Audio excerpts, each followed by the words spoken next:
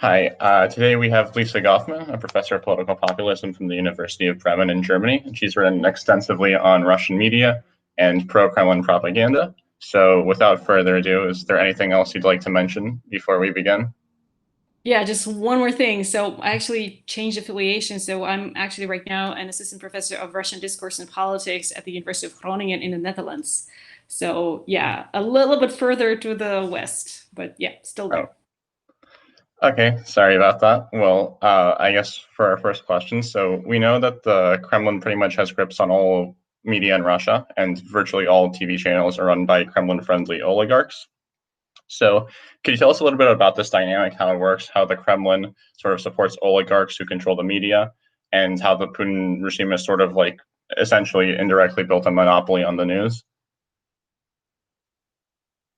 The thing is that media landscape is a little bit more complicated than that. So you not only have the state-controlled media, but you also have the internet, which is much less controlled. But we're going to get to that a bit later. So when we talk about television, this is pretty much the primary source of information for most Russians, according to public opinion polls. And even if you go like in the most remote areas of Russia, usually you get at least two state-sponsored TV channels, the first channel and the second channel. So one of them is the Первый канал, and the other one is called Россия. So Россия is completely state-owned.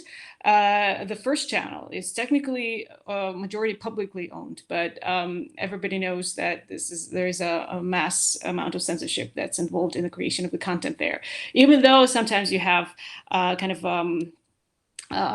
like humor, like stand-up comedians making jokes about the power, let's put it this way, but they're still they're still sort of restricted. And there are also rumors that there's a sort of politicians that are not allowed to go on talk shows, for example.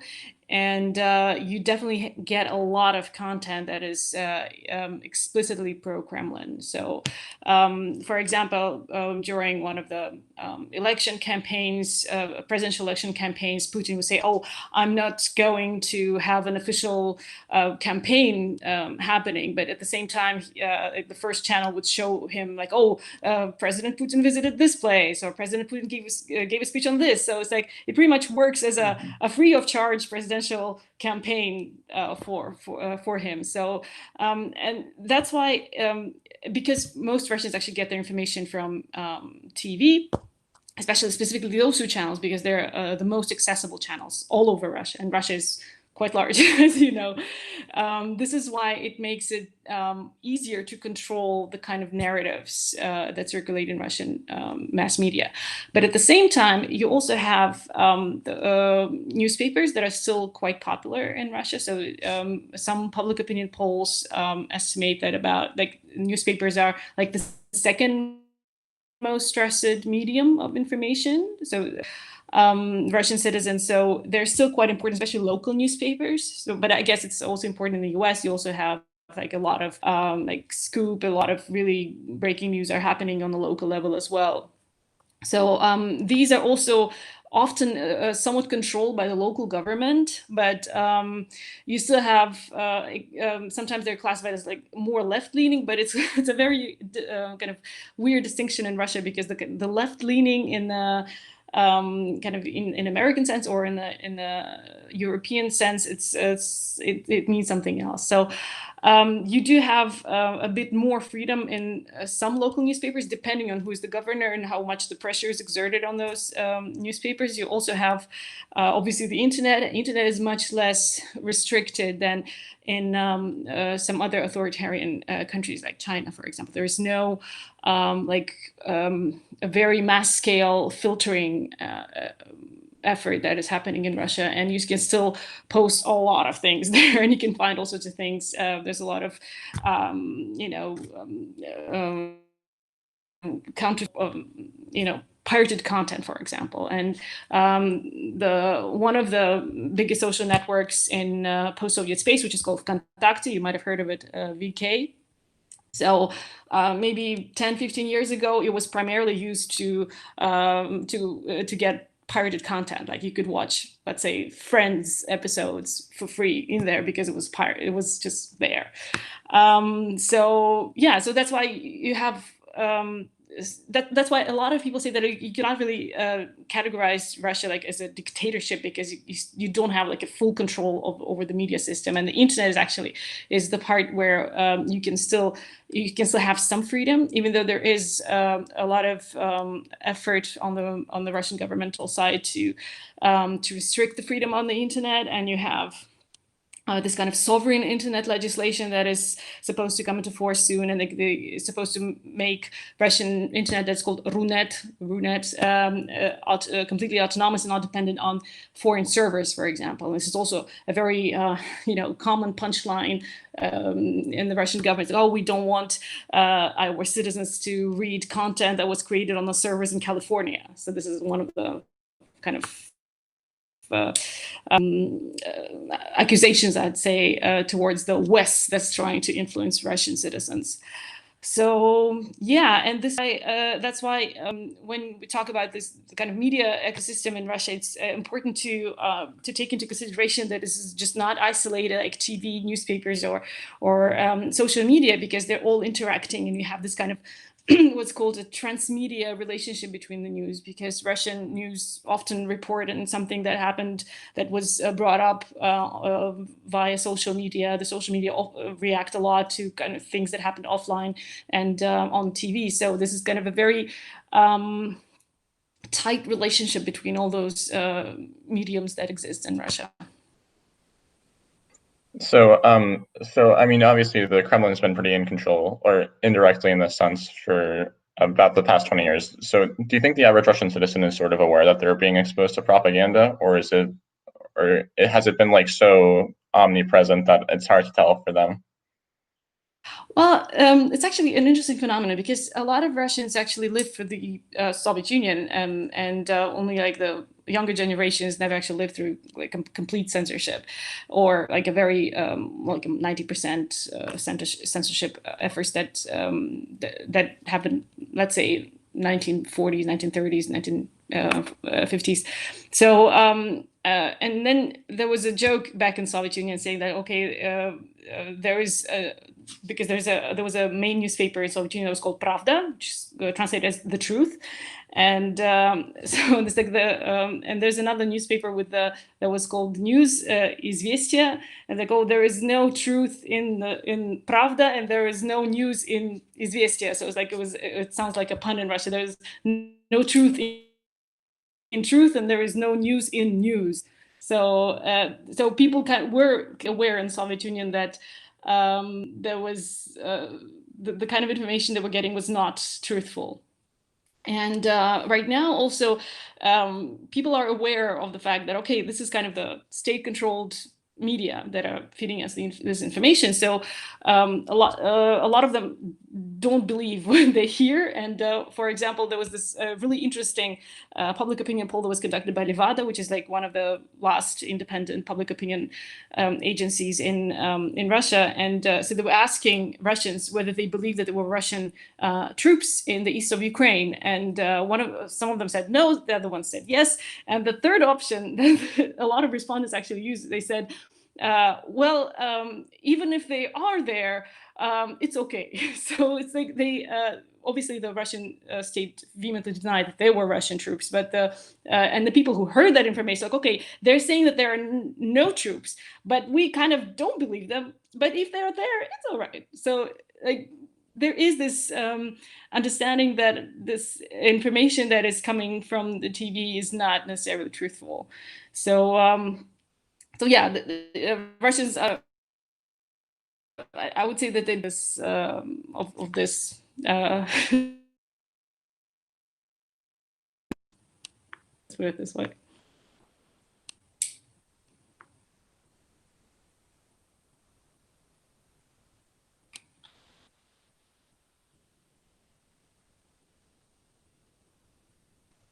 The connection is not great. I think it should have just reconnected Can you fully hear for me. me? Okay, sorry, continue. Yeah. Yeah, no, I'm done Okay, answering that question. so one of the ways Okay, that the okay. Kremlin's like most notorious for propaganda is spreading the narrative that people fighting in Ukraine were fascists and that it was a struggle against fascism and fascist sympathizers. So how exactly was Russian media able to sort of spin the truth on that, considering that fascism sort of went extinct in Europe 70 years ago? Okay, so there's a little note here in terminology. Yes, in Russia, the term that is used is fascism, and the reason for that is during World War II, which was called the Great Patriotic War in Russia, the term fascism was used to denote both the Nazis and the fascists in Italy. Because the term Nazis is, as you know, the name of the Hitler's fighter was National Socialist, so that was too confusing for a socialist country. So that's why everybody was called fascist. That was only bad side. I mean, simplifying it, obviously. So that's why even now you not necessarily talk about neo-Nazis. I mean, most researchers in Russia talk about like neo-Nazi groups, for example, but the Russian media and the Russian public is still more used to the term fascist because this was the term that was used during World War II. And Great Patriotic War is still an extremely important event in Russian history, and it's considered like the most unifying event for Russians. Like, I think that you can probably get close to 90% of Russians agree that this is like a major event in history that was kind of something that unified the whole country to fight against the evil, right? So, and that's why when it comes to this war is still extremely prominent in the memory of current Russians. So there's all the celebrations that are happening every year on the Victory Day, which is not on the 8th of May, but it's on the 9th of May in Russia. It's all taken extremely seriously. You have all sorts of commemorative events. You have a lot of museums. You have a lot of movies. It's all-encompassing kind of event for Russians. I guess it's a bit like the 4th of July for the US in some ways. I mean, like, you have the fireworks too. You go to the parades and stuff like that. So this is like 4th of July / Thanksgiving, I guess, to compare it to the American version. So because it's so incredibly important for the Russian identity, whenever you try to sort of construct a certain narrative that is connected to that event, it usually proves to be very effective. So what happened during the Euromaidan in 2013 was the Russian state media consciously tried to portray the movement that wanted to continue the integration process into the European Union as the movement that was led by neo-Nazis. So they tried to show that the people who wanted the integration to European Union are the ones that glorify the collaborators with Nazis in 1940s. The thing is that to a certain extent it is true. So you do have neo-Nazi fringe groups in Ukraine who do want integration to European Union, and the previous president actually the other president, the one before that. So Yanukovych? No, not Yanukovych, Yushchenko.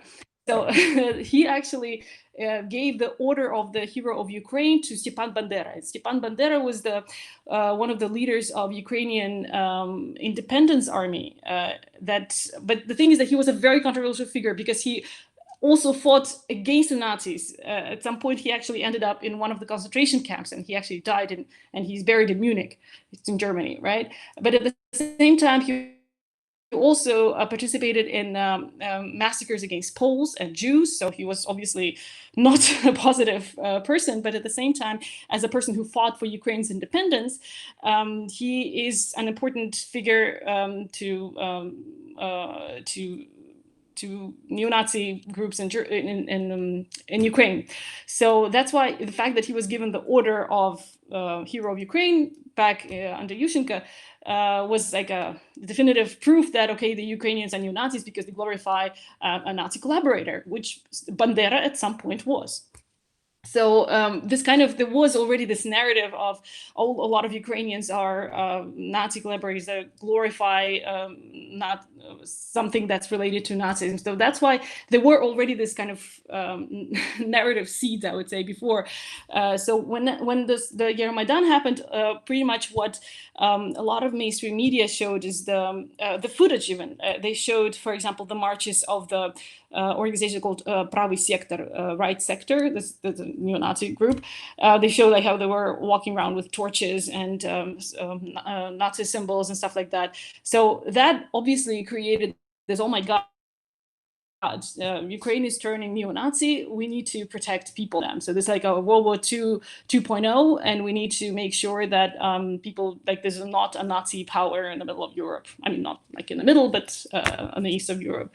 And this was, as I mentioned, because the memory of the war is extremely painful in Russia, and you had so many people who died in the war, and like almost every Russian had some kind of relative that suffered in the war one way or another.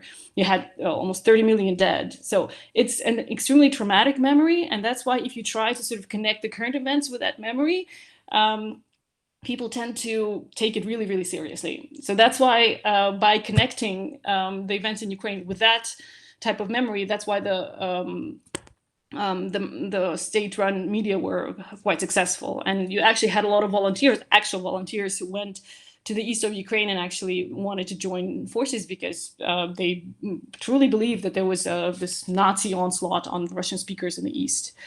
So yeah, this is one of the, I guess, pinnacles of this misinformation on Ukraine was the fact that you had this false report of a woman who was talking about how this one boy was crucified because he was fighting on the pro-Russian side in the east, which was completely false. I mean, the woman was not from that city where she was talking about. There's no even like a Lenin Square that this whole thing was supposed to happen.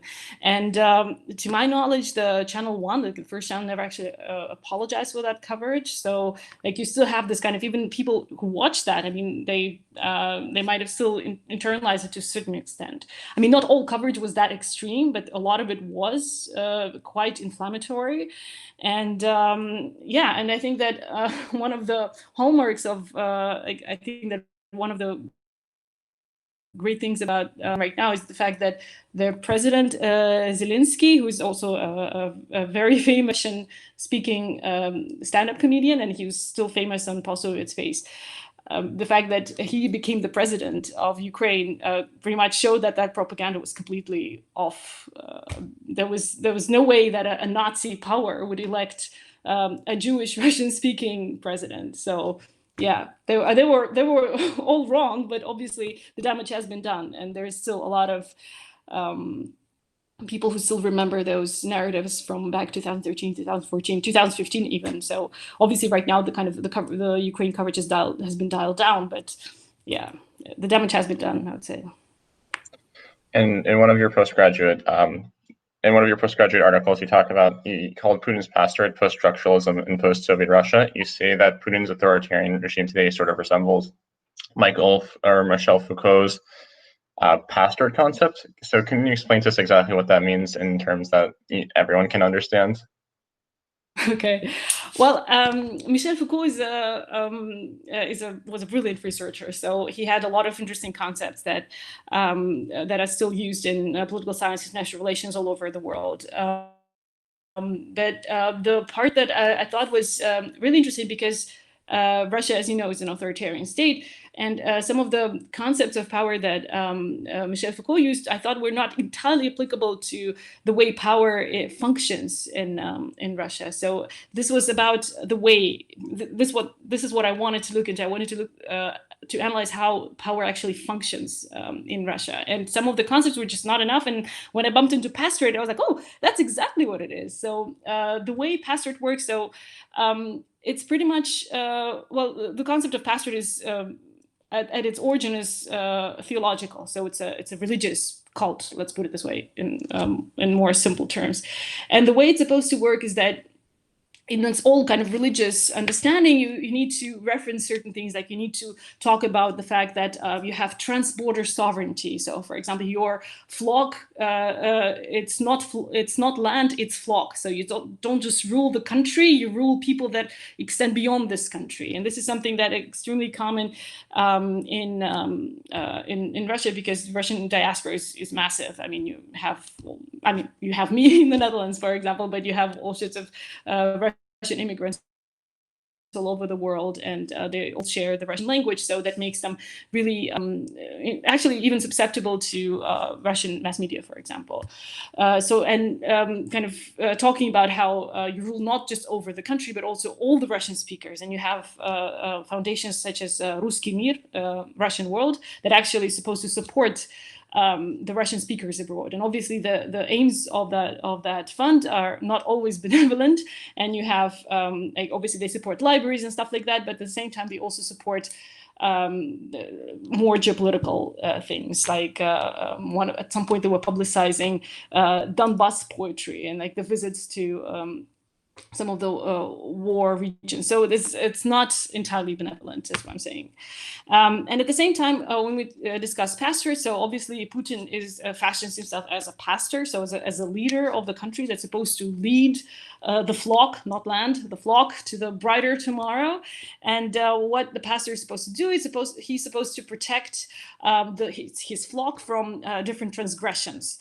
Mostly, obviously, spiritual ones. And that's where we get to this, what's called a morality turn or sovereign morality turn in 2013, well, mostly 2013, when we talk about the Pussy Riot case, about the legislation that is that instituted the ban on propaganda of non-traditional sexual relations among minors. So this is the full anti-gay propaganda law name. And so this kind of packet of legislation that is aimed at protecting minors from information that is harmful to their development. Again, this is this very protecting rhetoric.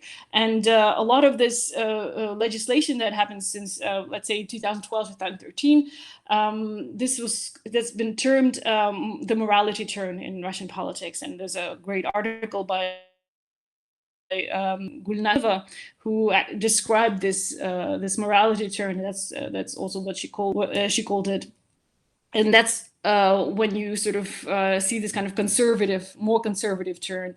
And I also remember, I think it was 2014-ish, there was a segment on The Daily Show with Jon Stewart, back in the day when it was Jon Stewart.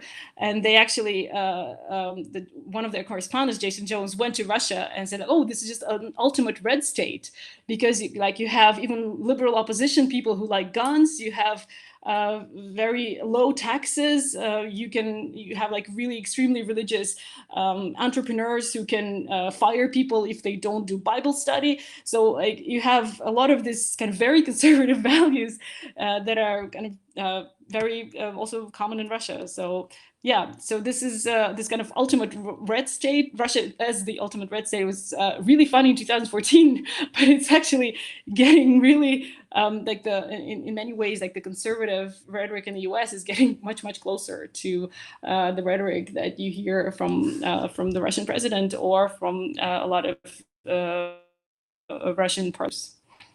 So yeah, and then also we get to this another feature of the pastorate, which is the feature when you talk about the masculinization of the pastor. So pastor has to be this really masculine, powerful figure, and for that you actually have a lot of popular culture artifacts. Like you have this song that was very popular at the beginning of 2000s that was called "I Want a Man Like Putin." So there was this girl band that was singing like, "I want a man like Putin who doesn't drink and blah blah blah, so it doesn't beat me up," and stuff like that. And then like you have a newer version of that thing, which is actually, it's a rap song. It's called "My Best Friend is President Putin." I'm not kidding. This is the song, and it's a rap song. It's two rappers, male rappers, who are talking about that how now everybody respects Russia. Our economy is so cool, and then like all the girls want him. It's like, oh my god! But it's a serious thing. So I actually analyzing this song for in one of my articles, and just actually just translating the lyrics into English is just so incredibly funny, because you have like lines like Putin is my white lord, and I was like, what? So anyway, so you have this kind of popular culture that tries to make him much masculine and very much supposedly attractive to women. So this is the kind of thing you can see in pastorate a lot. So even if we talk about Christianity, you have the notion, for example, that a nun is the bride of Christ, right? So you have like a similar, so all women want to marry Putin, like he's this kind of not godlike figure, but a kind of a very high-placed figure that women want all the time. So so this is one of the examples of the pastorate. I hope it's understandable. Yeah, definitely. So I guess that leads us into our next question, which is, so one of the ways that Putin likes to act as a pastor is by protecting the Russian people from these, dangerous liberal ideas, especially as a result of like the European migrant crisis and social unrest in the U.S. This has been like a pretty easy argument to make. So what exactly is the paradigm in Russia right now? How exactly do people view this great liberal idea? And is that a direct result of Putin, or is that something that they would have believed either way? Okay, that's actually a really great question. So here, there's actually a research by my former advisor. His name is Vyacheslav Morozov, and he published several pieces where he talked about how the perception of Europe in Russia is slightly different. So Russia sees sort of like the liberal values in Europe as the sign of Europe's decline. So Russia is actually the true Europe, and the true Europe is actually going down. So this is the kind of understanding that Russia can actually save Europe because it has like the true European values. So in a sense, Russia, like a lot of the Kremlin ideologists, a lot of the conservative thinkers in Russia still think that Russia is the true Europe because it does not go into this kind of liberal abyss that a lot of European countries are going. And you have a lot of this examples of this supposed decline that you hear on Russian conservative media and by Russian conservative politicians who talk about, Europe is such a degenerated place where you can go to a zoo and have sex with a turtle. And I'm quoting. I'm literally quoting a Russian member of parliament. He said that several days ago. So you have, and that's why you have this term that's become unfortunately quite popular. The term is gay Europa, like gay Europe. So like one of the signs that Europe is in spiritual decline is the fact that gay marriage is becoming more or less the norm in in many European countries. And the fact that it's not the norm in most European countries, it's still kind of it's not something that a lot of Russians actually know. So the problem is, oh my God, they allow, let's say, that they allow sex education in schools. Oh my God, this is horrible. Like where is Europe going? So this kind of Europa is usually kind of so it's I guess you can call it a metaphor. So it shows that for all that is wrong in Europe, like and most of those things are related to in the minds of conservative politicians. A lot of the liberal values in mostly related to bodily autonomy, juvenile justice also as well. Some of the feminist things, even though, for example, abortion is legal in Russia, but there is a move from the Russian Orthodox Church to actually to criminalize it. So you have a lot of these conservative powers at play in Russia, and you have also a great volume by Dmitry Uzlaner and Mikhail Suslov that came out that's called Russian Conservatism, and they actually discuss a lot of those things that's been happening in Russia recently in terms of this kind of false liberal values. But if we actually go back to like why do Russians actually buy that? And a lot of them do, in fact. Like if you take a look at the public opinion polls, like people compass from the government, some of it is related to the fact there's been like there's been centuries of Russian elites and Russian population is defining themselves as opposed to Europe. So we can even go back to the theory Moscow as the third Rome. So this is actually century, where there was a monk who argued that there was the first Rome fell because it was too sinful. The second Rome, as in Constantinople, fell because it was sinful, but Moscow is the third Rome and it will never fall because it's not sinful.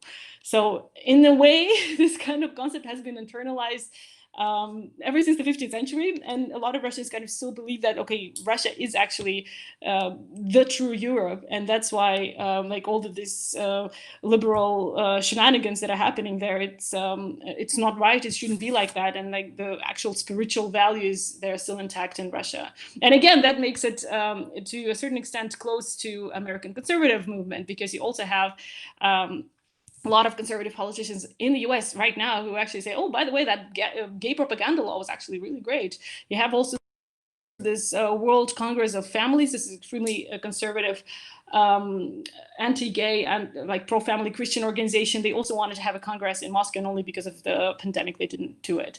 So you have a lot of conservatives around the world who actually find Russia extremely attractive for that ideological reason. But I think that in general, though, I don't think that most Russians actually embrace like the full-scale conservatism that that's been sort of advertised along the lines of the morality turn. Even though if I remember correctly, most Russians actually approved the punishment for the Pussy Riot group when they were sentenced to 2 years in prison. Even though obviously the fact that they were sentenced in the first place was ridiculous, because they were the actual bill of indictment actually included references to I think that the church councils in like 5th or 9th century common era. So yeah, but at the same time, a lot of people actually bought that, this whole disrespecting the spiritual the religious feelings of others. Oh, thanks. So I guess a few of these countries that have sort of gravitated to, I guess, what they would call Gayropa would be the Baltic States. And it's no secret that there's a big aversion between them and Russia. So can you tell us exactly, so when you were referring to Russian views on Europe, you mostly referred to Western Europe and increasingly liberal ideas there. But what about, do Russians view the Eastern Europeans, like especially people in the Baltics, the same way? And exactly why is there so much animosity between them? Okay, so well, here it's again a really good question, because it also connects to the other questions that I answered before. So the thing is that we again have to go back a little bit into history here, and the Baltic states always enjoyed a somewhat bigger autonomy than other parts of Russian Empire, and they also became independent after the revolution. But what happened next is that after about 20 years of independence, they were taken over after the Molotov-Ribbentrop Pact, which is called the Stalin-Hitler Pact in 1939. Obviously, after they were taken over, they were pretty much annexed. A lot of the local elite was repressed. So a lot of the people from the Baltic states were actually deported to far north in Russia, to concentration camps, to labor camps. A lot of them died on the way. A lot of them died in really awful conditions that they were sent to. So there was obviously a lot of animosity towards the Soviet regime that actually invaded their countries. So another point here is that when the Nazi army started advancing towards the Baltics, in many ways they were actually taken as liberators, because they were liberating them from the Soviet regime. And you also had pretty large numbers of collaboration. So you had local regiments that were composed of Latvians, Estonians, Lithuanians who were fighting on the Nazi side, right? On top of it, you had several execution sites in the Baltics. You had several kind of concentration camps as well, where the Jewish population was exterminated. One of them is not far from Vilnius, is called Panerai. So you had this is a place where you had a lot of the Jewish population that was murdered there. And after the Lithuanian forces refused to collaborate further with the Nazi forces, some of them were executed there as well. So you also had like several sites of execution, but it's a pretty horrendous place. A lot of people died there. The problem is that after the war, those countries remained under the within the Soviet Union. And when we get to the breakup of the Soviet Union, obviously those countries wanted to kind of go back to their independence days back in, so pre-1939. And that also included some of the kind of independence narratives that were also linked to the liberation battle during the Second World War. And that is obviously, as I mentioned, because World War II is extremely important for the Russian identity. That led also, it's like, okay, like those the Baltic countries are all Nazis because they collaborated with the Nazi forces, and that's why they're all really bad. So as one of my Latvian colleagues said, that the 2 times that she hears about Latvia in Russian media is one because there's this musical festival in Jurmala that happens every summer, and the second time is then when they talk about the former SS member parades. So this kind of link between this collaboration narrative that the Baltic countries collaborated with the Nazis against the civilian population, against the Soviet forces, it's still quite strong in Russian mainstream media, and it's also in a way supported by the fact that in several Baltic countries, especially in Lithuania, you have this so-called double genocide narrative. And there's an excellent book by Yelena Sobotich from Georgia State University, where she talks about how you remember the Holocaust after communism. And in her book, she also shows how, because there's this narrative of victimhood that, okay, we were occupied by the Soviets and then we're occupied by the Nazis. And that's why it's so difficult to remember the Holocaust, because there's another group of victims that they also contributed to killing, but that it does not actually work in this victimhood narrative, in the new independence victimhood narrative. But obviously, this is there's a lot of this kind of historical memory wars that are happening in post-Soviet space, and this type of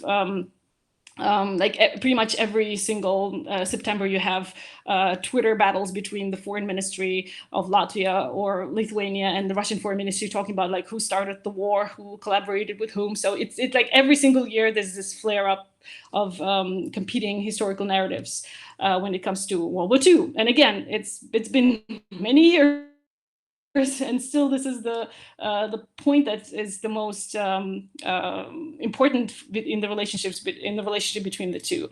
But at the same time, it's also an interesting bit is that even within the Soviet Union, the Baltic states were never really considered like it was considered sort of like the near abroad. So like people who went to the Baltic state, they could see that it's not like the rest of the Soviet Union, most likely because it also like it does not look like the architecture is different, like it's just looks different. And the interesting part is also that Baltic actors used to play villains in Soviet cinema. So you have a lot of them, a lot of like Estonians, I think it was also a Latvian actor, they actually played this kind of Western spies or American spies or something like that on so in Soviet cinema. So that even like the way they look is supposed to convey this otherness, this foreignness. Say that this whole breakup of the Baltics was in some ways a bit more logical than breakup of, let's say, Ukraine or Belarus, because they were even othered within Russia, within Soviet Union as it is, as something foreign, something Western. Thanks. And I guess our final question is, so after the breakup of the Soviet Union, obviously the Russian national identity sort of emerged, and in the Soviet Union, of course, nationalism was outlawed and discouraged. So ever since Russia became a nation again in 1991, the Russian nationalism, something like the amount of Russians who said that Russia should be a country exclusively for ethnic Russians rose from 24 to 45%, and sort of the Russian idea of like the Russian idea that they need to be a great power sort of arose again. So can you tell me, do you think this was sort of inevitable and it was just a natural result of becoming nationalistic and moving away from the Soviet idea of anti-nationalism, or was this being sort of expedited or catalyzed by some force, maybe Putin or some other sort of narrative? Well, the thing is that it's a very difficult question, because in the aftermath of the breakup of the Soviet Union, a lot of countries that broke away and became independent, they were looking for their own identity. And obviously, one of the simplest way to get to the identity, to solve the identity issue, is just go back to your ethnic identity, because that's like the easiest way out. And I think that in many ways, this was probably also what happened in Russia. Also in many ways, because the status of the great power was lost in many ways. So you probably heard that in the US, we're talking, oh, like the US won the Cold War. Obviously, Russians really do not like when people say that. It's like, okay, like this is like a mutual decision, like nobody went to war, like it was like we sort of agreed to that. But at the same time, when you hear Putin said that on numerous occasions that the breakup of Soviet Union was the greatest geopolitical catastrophe of the 20th century. So the fact that there's no more great power like that, for him and for a lot of Russians, it's still an important issue. And even according to public opinion polls, a lot of Russians say that one of the bad things associated with the breakup of Soviet Union is the fact that a feeling of belonging to a great nation has been lost. So this kind of understanding that you belong to a great power, like you, it's important for a national identity, for even a personal identity for a lot of Russian, has been for many years. So after the annexation of Crimea, this kind of feeling of belonging to a great nation was in many ways restored.